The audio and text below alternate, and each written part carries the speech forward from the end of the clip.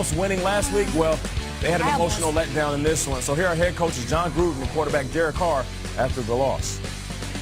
I'd like to say, apologize to the Raider Nation and really compliment the Falcons. They played a hell of a football game, and we did not. The turnovers, the penalties, inexcusable. It's a reflection of me. We're a lot better team than that.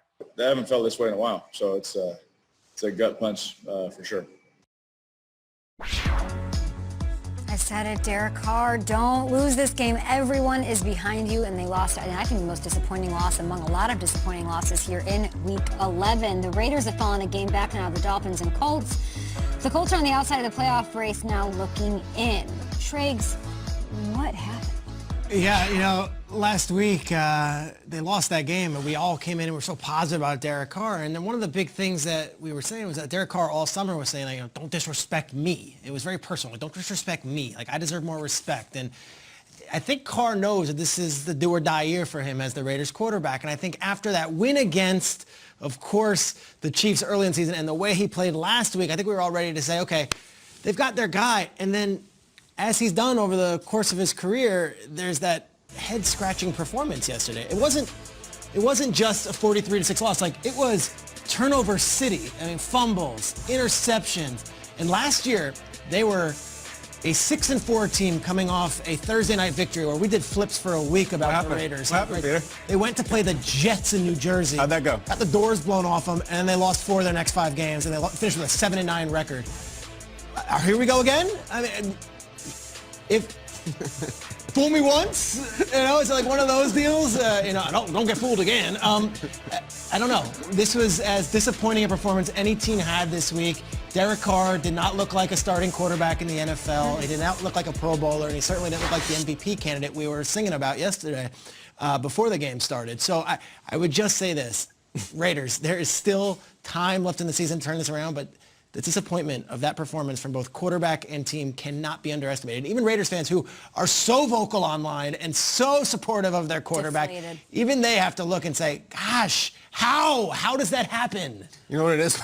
We told everyone, you got to watch this new show. It's called the 2020. You got to check this out.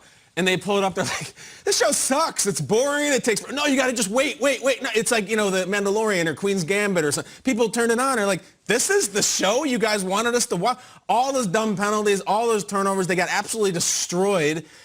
I said it last week. Everyone, oh, my God, you almost beat the Chiefs. Who cares? And you know what's funny? I mentioned this on the air. I got a message from a Raiders fan on Instagram after I had that little speech. He see you. Yeah, I'll read it. He said a week ago, real talk, bro, I want to take you to the ring. Me and you till I knock you out. All right, this guy sends me this. Because you're critical of the Because Raiders. I was critical of saying, why'd you celebrate a loss? Till he knocks you out. And so I'm like, I'm out. And it's like, I got your back. Let's go. And like he's Jake Paul. Yeah, no, exactly. And then Nate's just asleep. How is Nate? All right, so no, hold on. I got a point here. So this happens. This is important. Let me finish. I get this message from the same guy. The same guy just a couple days later. He says, hey, Kyle, my bad, bro. I watched you on the show. I feel bad. I was just in my feelings. 2 hours later, hope you had a good Thanksgiving. 2 hours later, I seemed like the bad guy. 3 hours later, damn it, I feel bad now. Screw that, dude. I liked the first guy. Yeah. You wanted to fight me. You went soft. I'm sorry. I didn't have a good thing. No. The hell with my Thanksgiving. No, I mean, the whole deal with the Raiders was you guys thought you were so tough and you just embarrassed yourself. And we talk all the time on the show about trust. Do we trust this team? How do you trust this team ever now? That was the worst loss of the season. The whole season by any team. We can't be in on the Raiders. I'm not watching this show. No, screw it. DVR it, let it pile up and delete them all. That guy hit me up too. Yeah, you up Same guy. Same guy. He was like, I'm the guy Kyle's talking about. I just want to let you know I'm not a bad dude. Oh, I was my like, gosh. I'm not getting in between the beef, you know what I'm saying? But, it's funny because I was watching this game, and because I was apologetic for the Raiders last week, and I felt like, that game, they were so close to beating the Chiefs again, that as I'm watching this game, I hear myself making these excuses for the Raiders. They'll bounce back. It's just a turnover. The defense will do something. The offense will get going. They got playmakers. And then right around halftime, I literally had to tell myself, like, why am I making excuses for the Raiders? This isn't about the Raiders. This is about the Falcons smacking up the Raiders. Okay. Let's just keep it real. We like to keep it real on this show. So as much as I can say, oh, the Raiders, you let one go, and this is a disappointing loss. No, the Falcons came in more motivated. You know, we were talking at halftime yesterday, and the coach was saying, well, you know, this is a very motivated team, and Gruden has to relay that message. I'm like, well, I guess they didn't get that message. You know who relayed that message properly? Raheem Morris walked in and said, your job is on the line. My job is on the line. Our jobs are on the line. So let's go out there and play some football.